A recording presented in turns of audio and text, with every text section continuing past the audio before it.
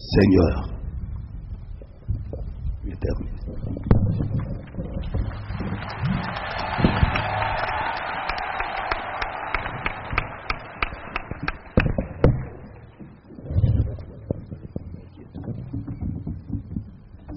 Kisha hii mot de bienvenue abakina askofu tutamwalika Peros pa kuweza kumpresente Mama Vasula. Tumsikilize.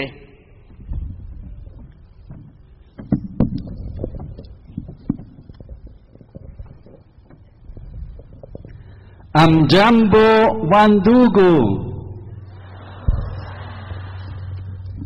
J'ai l'honneur de présenter Vasula. Moi-même, je suis un missionnaire qui travaille pour l'unité pour plus de 25 ans en Russie, en Ukraine, en Roumanie, Lituanie, Biélorussie, dans les pays de l'Est. Et nous aidons cette population. Cette année, on a porté jusqu'à maintenant 1000 camions d'aide à ces pauvres populations. Tout dans le but que l'Église orthodoxe et catholique devienne une seule Église. Et c'est pour ça aujourd'hui nous sommes ici, que toutes les dominations chrétiennes deviennent un dans le Christ. C'est ça la mission de Vasula, c'est notre mission en commun de chacun de nous. Nous sommes maintenant dans la semaine qui prépare Pentecôte. Donc nous voulons appeler l'Esprit Saint de nous conduire, que finalement nous tous, nous pouvons être un dans le Christ, avec une seule maman, la Vierge Marie. Vasula est grecque, née en Égypte. Elle appartient à l'Église grecque orthodoxe.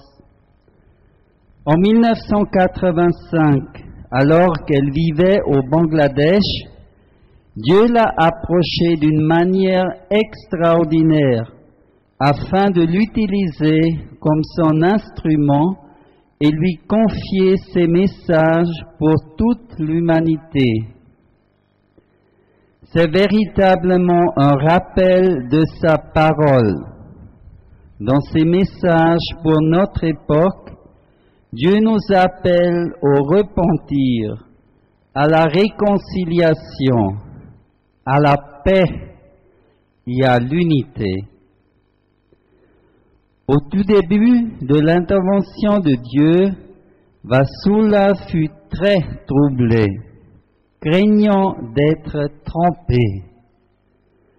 Cette incertitude fit vraiment sa plus grande croix. Elle, qui de toute sa vie n'avait jamais entendu dire que Dieu pouvait effectivement s'exprimer à des personnes de notre époque. À cause de cela, elle eut peur et essaya de repousser cette expérience. Mais au lieu de diminuer, Dieu s'approcha d'elle encore plus intensément. Alors que la communication sacrée se poursuivait, il se produisait chez Vasula un progrès perceptible dans sa foi, sa connaissance et son amour pour Dieu. Sans besoin de chercher à se rassurer, diminua, et elle acquit de l'assurance dans ce rôle inhabituel, ce qui permit à son divin visiteur de préciser ses instructions. Le motif principal de cette communication céleste est l'amour divin de Jésus, exprimé dans les termes sponso-caractéristiques du mysticisme, mais manifesté comme une effusion intime, un jaillissement de l'amour ineffable pour Vasula et pour chacun de nous du Christ lui-même. Le fait que Vassula, sans avoir jamais reçu d'instruction de catéchisme, encore moins de formation théologique, soit capable d'écrire sur des matières spirituelles aussi profondes sans commettre la moindre erreur, est en soi une puissante confirmation de l'authenticité de ces messages. Depuis 1988, Vassula a été invité à témoigner dans 85 pays et a donné plus de 1000 conférences. Vassula ne reçoit aucune rétribution ni avantage matériel pour ses efforts. Traduite en 42 langues, l'œuvre de Dieu est écrite dans un langage clair et direct que chacun de nous peut comprendre. Cependant, le contenu des messages est si riche et profond que plusieurs éminents théologiens ont été amenés à écrire des ouvrages sur leur spiritualité.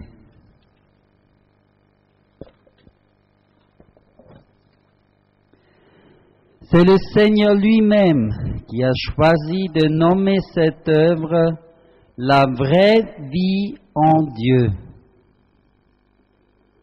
Où qu'elle soit invitée à témoigner, en Asie, en Amérique, en Afrique ou en Europe, Vassula est accueillie par des foules de tous âges, de toutes conditions sociales et de tout milieu, tant chrétiens que non chrétiens. Ceux qui viennent écouter son témoignage sont non seulement des laïcs, mais également les chefs spirituels et membres de leur hiérarchie.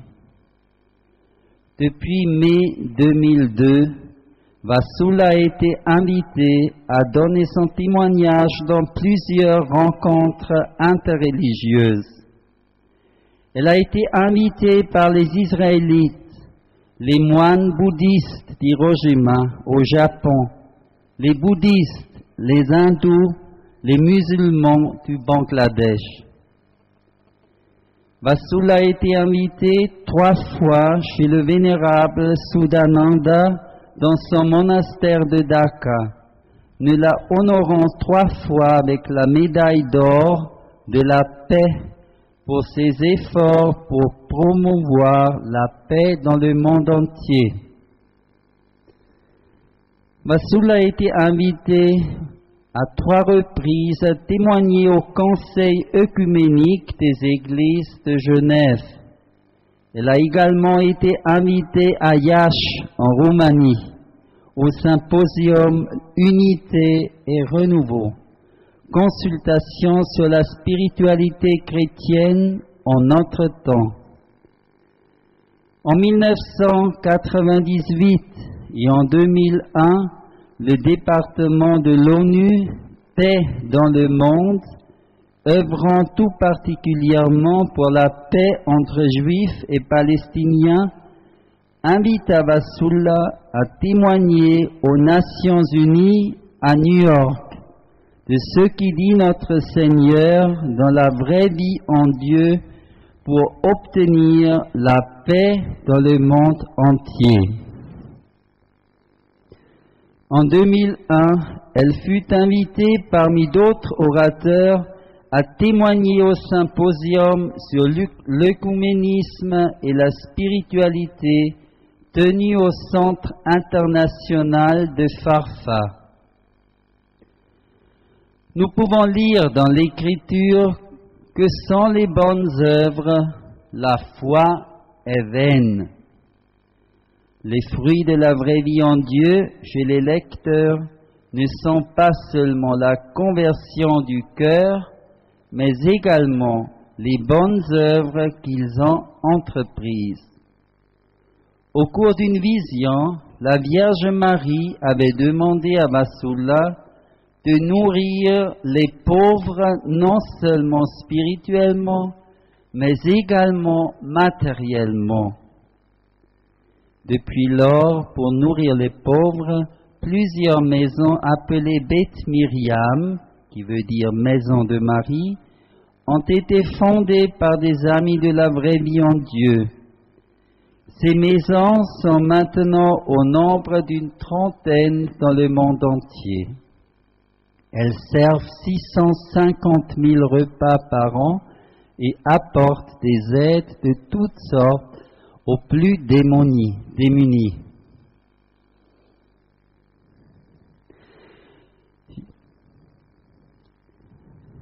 Comme nous sommes dans la semaine qui prépare Pentecôte, Jésus adresse la parole à chacun de nous dans les mots qu'il a donnés à Vasula. Demandez-moi de pardonner votre attitude hostile et vos méfaits du passé, et je vous donnerai une colonne de lumière pour illuminer votre épouvantable nuit. Et toi, ma Vasula, endure avec moi et ne permets pas à l'ennemi de te tromper en te faisant tomber dans la lassitude, mais continue à être comme un écho de ma voix retentissant dans les failles des montagnes. Fais-nous connaître au monde et rappelle-leur que la parole de Dieu est vivante et active. Proclame un Christ ressuscité, suprême en tout et au-dessus de tout, et qu'il vient en vos jours vous rappeler l'espérance et la promesse. Proclame un Christ ressuscité, présent en tout temps et parmi vous, mais également en vous, un Christ ressuscité, riche en grâce et plus estimé que les sceptres et les trônes, et que dans sa divinité se trouve un pouvoir unique en pureté et sans souillure, tout puissant et tout aimant envers l'homme. Instruis-les des mystères qui résident en moi, mais combien je les révèle aux pauvres en esprit et à ceux qui m'approchent en pureté de cœur. Tout ce que je révélerai sera révélé par mon Esprit Saint, et alors ils parviendront à nous connaître comme 3 fois saints dans le Saint-Esprit.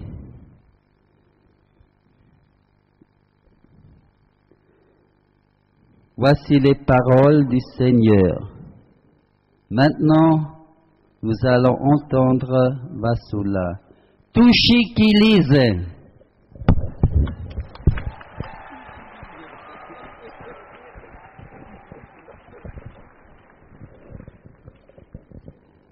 Kisha kutufasiria maisha, ushuhuda na kazi ya mama Vasula tangu mwanzo mpaka leo. Tumsikilize sasa yeye mwenyewe kwa heshima, katika ukimya, katika imani. Tufuate sisi wote.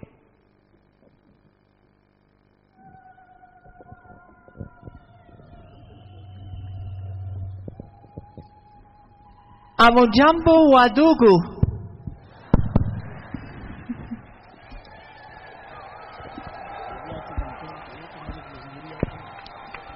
Habari. Asante sana. Mungu ni mwema sana.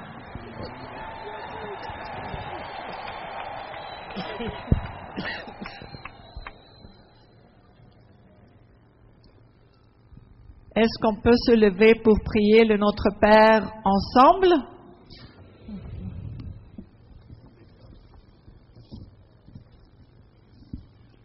Ensemble. Notre Père, qui es aux cieux, que ton nom soit sanctifié, que ton règne vienne, que ta volonté soit faite sur la terre comme au ciel. Donne-nous aujourd'hui notre pain de ce jour. Pardonne-nous nos offenses, comme nous pardonnons aussi à ceux qui nous ont offensés. Et ne nous soumets pas à la tentation, mais délivre-nous du mal. Amen. Vous pouvez vous asseoir. Tunaweza kukaa. Les messages de la vraie vie en Dieu sont un hymne d'amour envoyé par notre Père au ciel pour nous tous. Dans cet hymne d'amour, nous trouvons beaucoup de soupirs et d'appels, des appels urgents à la conversion. La vraie vie en Dieu, c'est vivre une vie de prière constante. Habari ya maisha makamilifu ndani ya Mungu ni wimbo wa mapendo ambao Baba yetu wa mbinguni ametutumia. Umo katika huu wimbo wa mapendo tumepata pumzi mpya, aliko ya kuongoka kwa haraka. Basi maisha makamilifu ndani ya Mungu ni kuishi katika hali ya sala siku kwa siku.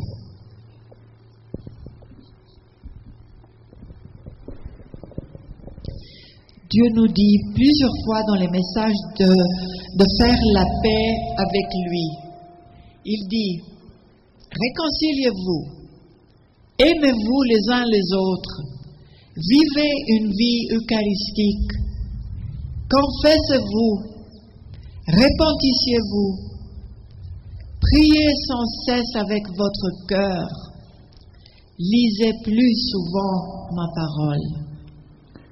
Kila mara Bwana Mungu anatualika kujenga amani kati yetu sisi na yeye, akisema mpendane nyinyi kwa nyinyi, msikilizane, jengeni maisha yenu katika Eukaristia, mutubu zambi, muungame zambi, musali bila kuchoka na roho yenu yote. Muwe na tabia ya kusoma na kufikiri neno la Mungu. Le Christ, le 2 octobre 1989, a dit: Venez et je vous montrerai si vous acceptez ce qui signifie la vraie vie en Dieu. C'est le titre que Dieu lui-même a choisi d'appeler ce message. Il dit: Je vous dis solennellement que celui qui vit dans l'amour vit en moi votre Dieu, et moi je vis en lui. Réveillez-vous de votre sommeil, sortez de votre léthargie et ne vous trompez pas vous-même en disant: Mais j'aime le Seigneur et il le sait, je l'ai toujours aimé. Aujourd'hui je vous dis de revenir à moi. Et si vous me demandez: Mais comment devons-nous revenir? Je vous répondrai: en vous convertissant. Et si vous dites: Mais nous sommes convertis, pourquoi aurions-nous à nous convertir? Je vous dirai alors: en me désirant, en ayant soif de moi, cherchez-moi, moi qui suis le Saint des Saints. Venez m'adorer, que je sois votre seule part. Katika tarehe 2 mwezi wa 10 mwaka 1989, Bwana Yesu Kristo alisema: Njooni, nitawafumbua ikiwa mnakubali maana ya maisha makamilifu ndani ya Mungu. Ndivyo alivyotaka iitwe habari hii. Na alisema: Ni lazima niwaambie ya kama anayeishi katika mapendo ameishi ndani yangu, Mungu wenu na mimi ndani mwake. Amkeni, tokeni katika usingizi, Msijidanganye wenyewe mkisema si tumempenda Bwana na ameishajua kama nimempenda. Leo nimewaambia munirudilie. Na ikiwa mmeniuliza kwa njia gani tutarudia, nitawajibu mnapoongoka moyoni. Na kama umesema si tumeishaongoka, sababu gani tena kuongoka? Alafu nitawaambia mnaponitamani, mnaposikia kiu kwa ajili yangu, munitafute. Mimi niliye mtakatifu wa watakatifu. Njooni mkaniabudu, nifanye umoja nanyi, mimi ndani mwenu, nanyi ndani mwangu. Le Seigneur Jésus-Christ nous questionne encore dans son message du 9 août 1989. Il demande: votre cœur est-il prêt à me recevoir aujourd'hui? Vos yeux sont-ils désireux de me voir? Vos oreilles sont-elles prêtes à reconnaître mes cris d'amour? Vos cœurs sont-ils désireux de s'ouvrir pour reconnaître mes grâces d'aujourd'hui? Vos pieds sont-ils prêts à marcher pour venir vous prosterner au temps d'adoration? Tout comme les premiers bergers sont venus m'adorer en ma nativité, me glorifiant. Êtes-vous prêts à me glorifier avec votre cœur cette fois?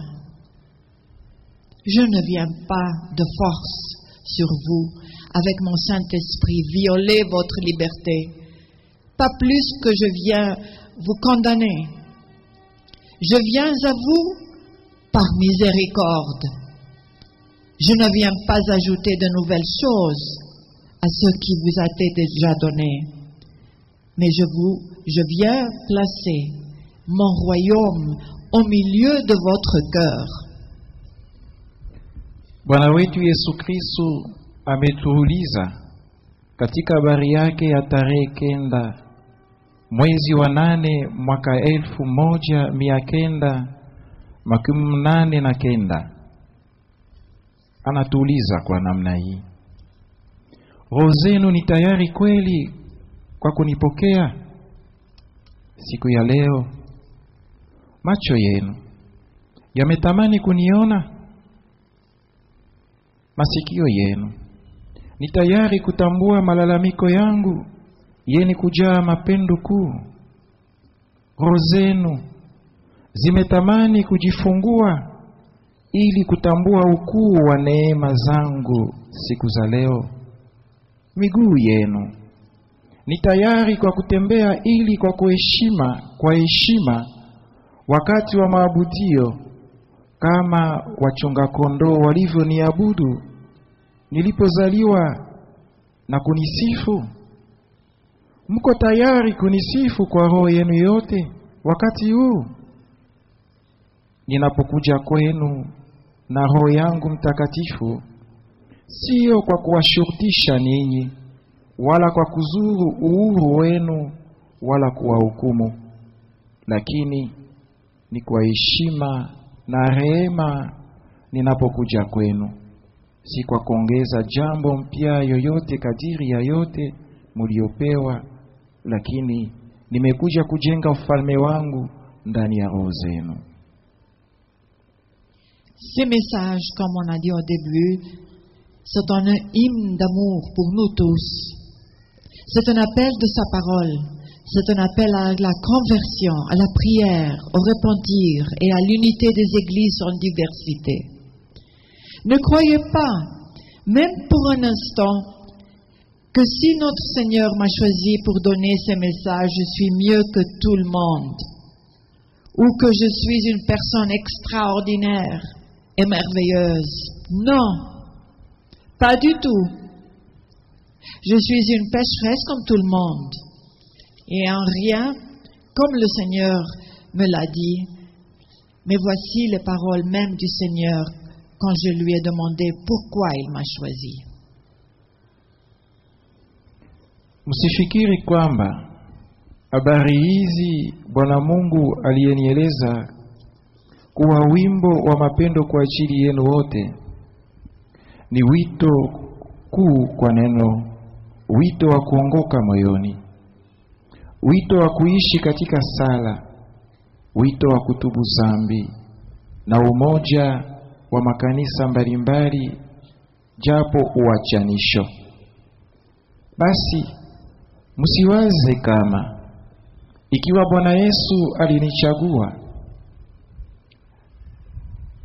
ni sababu ya ukamilifu wangu.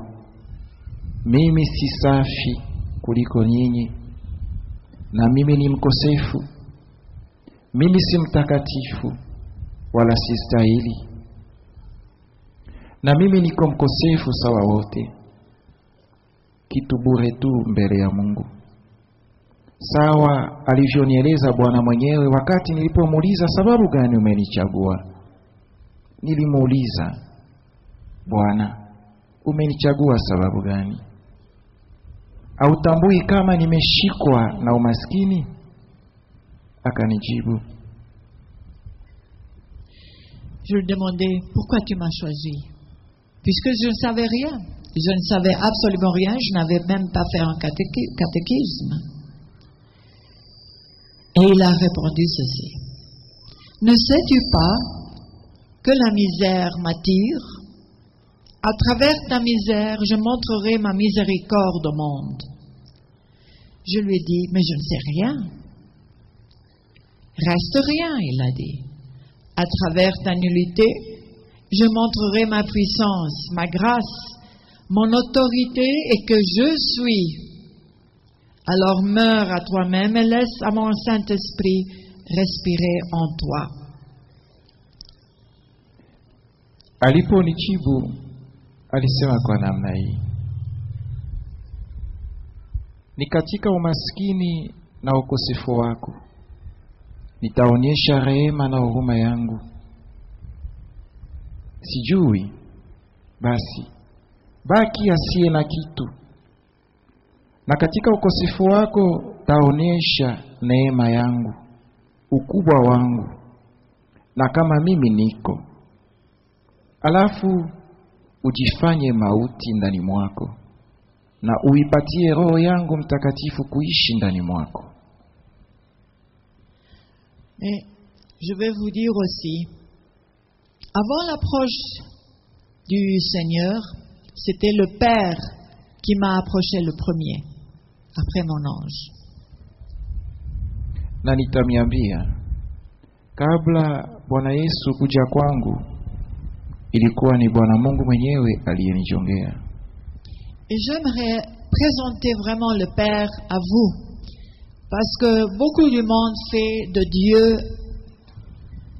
un juge seulement. Il est juge, oui, mais ce n'est pas seulement un juge, c'est un Père plein d'amour.